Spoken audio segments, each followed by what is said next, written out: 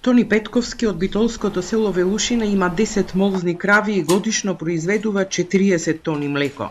Но вели, со ниската откупна цена и без поддршка од државата, работи со загуба и млекопроизводството е веќе неисплатливо. Ситуацијата со сточарството е многу тешка, 24/7 сме на терен, работа, храна, трошоци, еден куп, а цената на нашето произведено 1 литар млеко е многу ниска, сунвенциите многу каснат.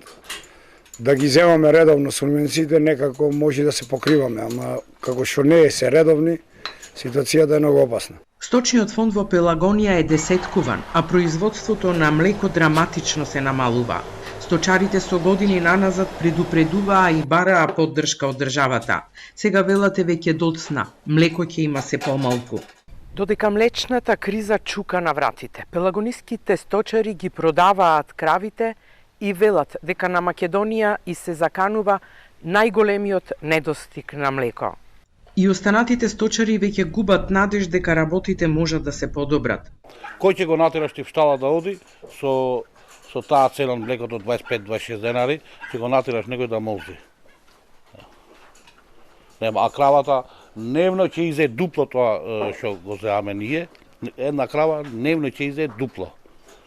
И ние остануваме секој месец сме натре и готово, ќе откажиме сите. Зборам лично и за мене дека ќе дојде ден ќе откажиме. И ќе пијат децата малите прашак од увоз од кој како.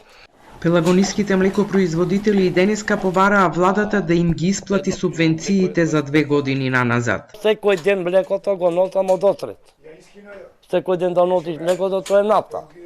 Па камо да ги држиш кравите, камо да се раниме ние.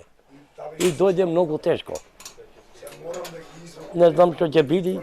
Кога ќе им биде исплатена државната помош на сточарите и дали државата има стратегија како ќе се справи со недостигот на млеко, се прашањата што Телма ги упати до Министерството за земјоделство, на кои очекуваме одговор. Во меѓувреме, додека млекопроизводителите се на работа од екзистенцијата, малопродажната цена на млекото и млечните производи последните месеци уриваат рекорди.